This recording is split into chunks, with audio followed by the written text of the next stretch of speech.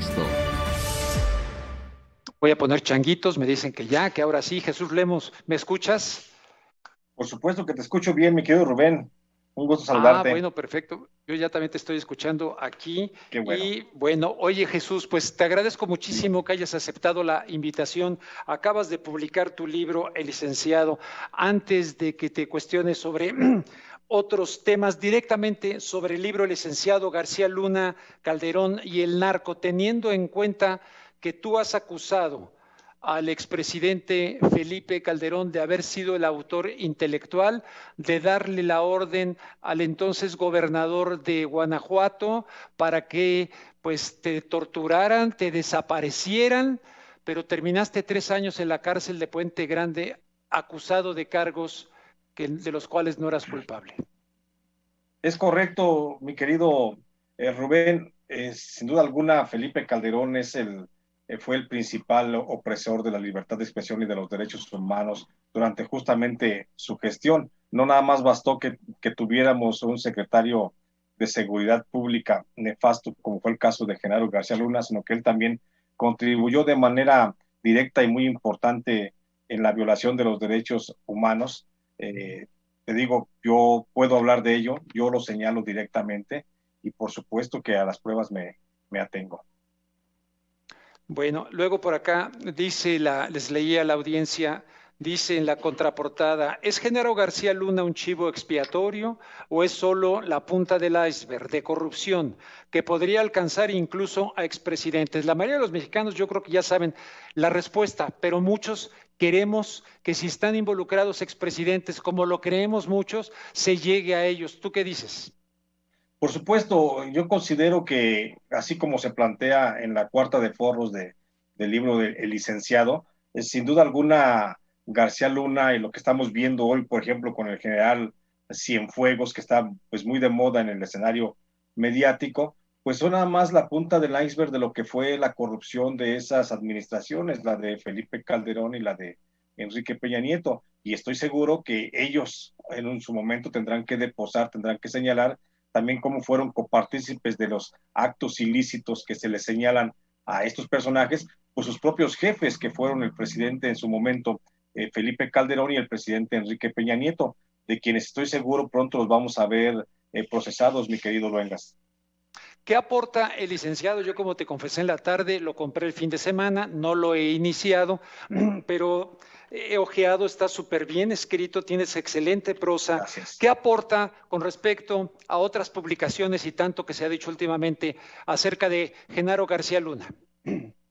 Yo creo, Rubén, que lo que aporta el libro del licenciado publicado bajo el sello de HarperCollins aporta realmente el contexto o la contextualización pues de la información para poder entender por qué hoy Genaro García Luna se encuentra preso en una cárcel de Estados Unidos y por qué se encuentra a la espera de un juicio justamente allá cuando los delitos mayores y principales que cometió fueron en México. Creo que en este libro el licenciado aporto la información suficiente para que el público lector, siempre inteligente, pues pueda darse una idea más clara y pueda sacar sus propias conclusiones, y para, aparte de llegar a otras conclusiones como esa que te digo, de que no fue la cúspide de la corrupción Genaro García Luna, sino que solo es la punta del iceberg de todo lo que se esconde y que todavía no se deja ver, pues también planteo una historia criminal de este funcionario, de este exfuncionario, cuando estuvo al frente de la Secretaría de Seguridad Pública, y no nada más eso, sino que me voy y me remonto a los 27 años de trayectoria de la función pública como policía y como espía, como agente del CISEN, y de cómo durante esos 27 años, por lo menos únicamente en dos, estuvo operando nada más como eficiente policía y eficiente agente del orden y al servicio del Estado. Después, los otros 25 años, se torció completamente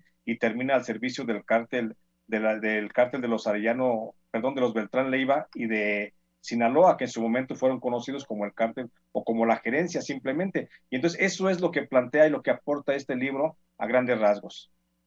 Oye, pero además, Jesús, aportas no solamente desde la investigación, digamos, periodística, sino que aportas desde los testimonios directos, porque durante 3 años en esta cárcel de Puente Grande, que me decías en la tarde que afortunadamente este gobierno ha tomado la decisión de cerrar, tuviste la oportunidad de conocer a Rafael Caro Quintero, al Mocha Orejas y a muchos otros que directamente te informaron sobre la participación del licenciado.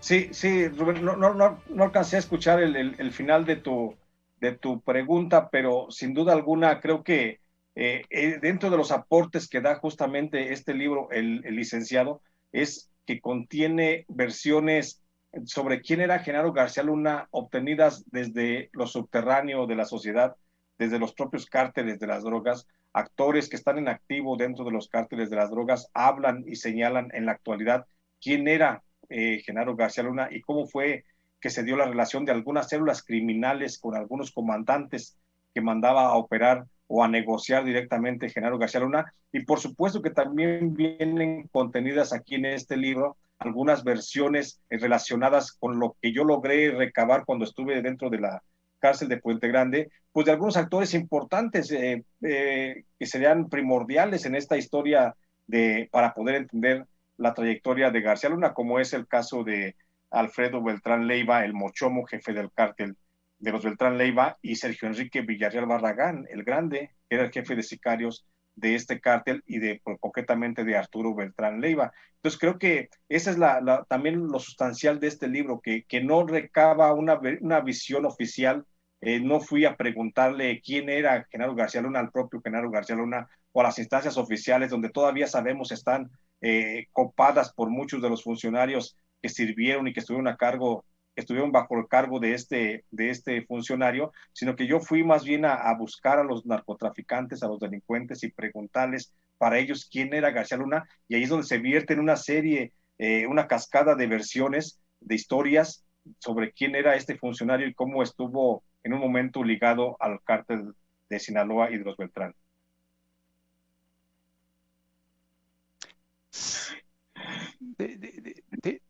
Es que dejé de escucharlo.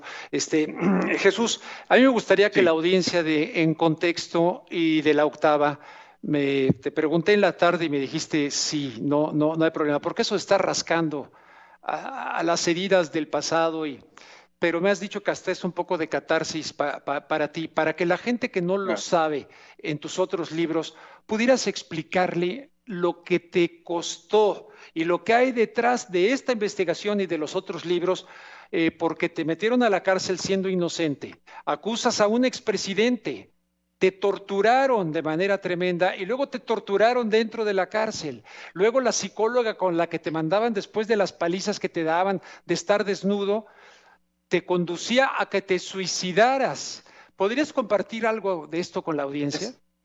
Así es, mi querido Rubén, contarles rápidamente a la audiencia que, bueno, pues yo estuve en la cárcel de Puente Grande de manera injusta, estuve acusado de delitos como delincuencia organizada y fomento al narcotráfico, porque justamente el presidente Felipe Calderón le fue incómodo al presidente Felipe Calderón en un determinado momento cuando yo denuncié los nexos y las relaciones que tenía su hermana Luisa María con miembros del crimen organizado, como fue el caso de Servando Gómez Martínez Latuta, el que fue luego jefe del cártel de los Caballeros Templarios.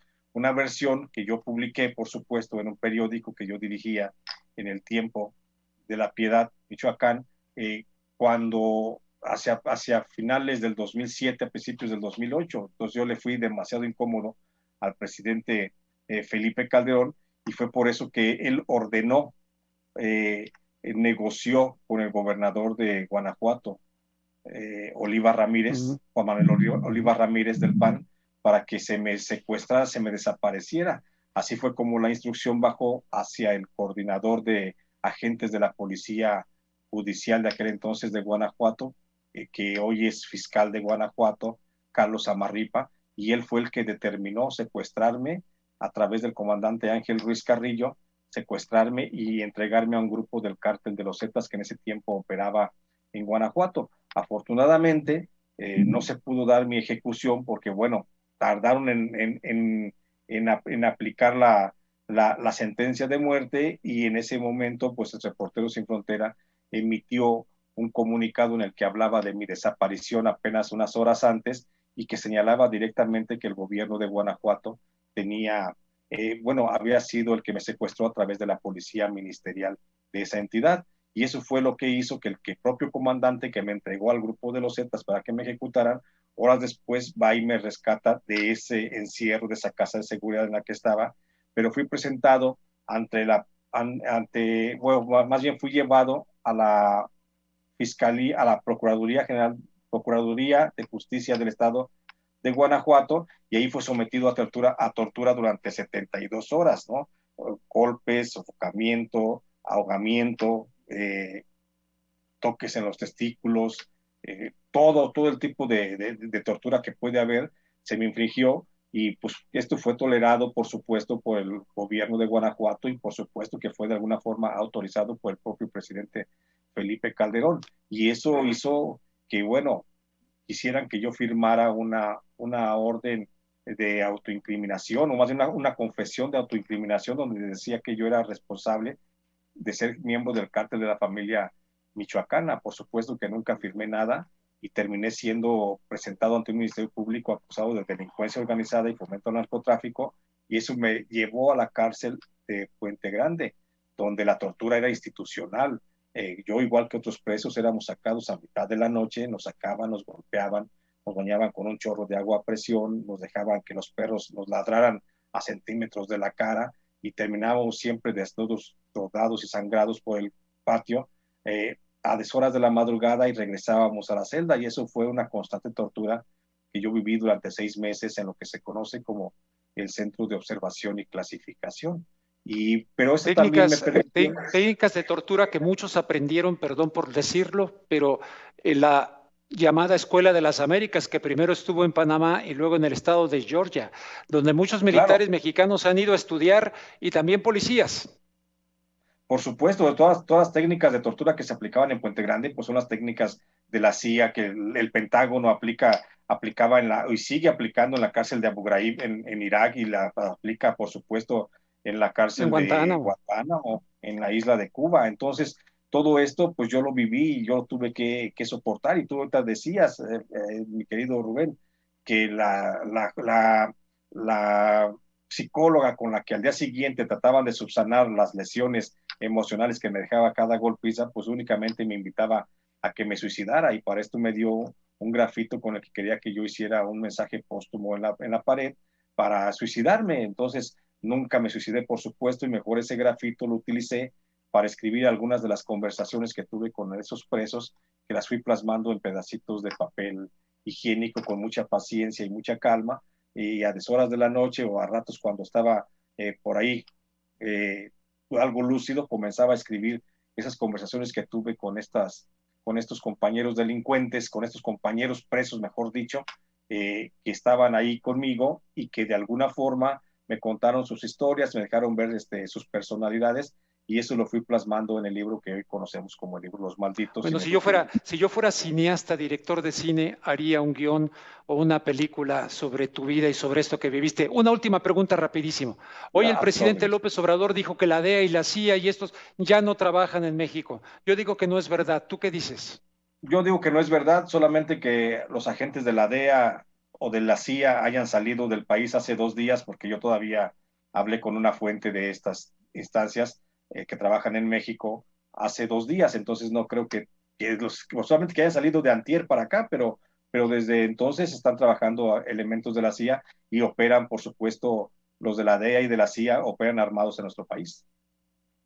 Es lo que yo sé.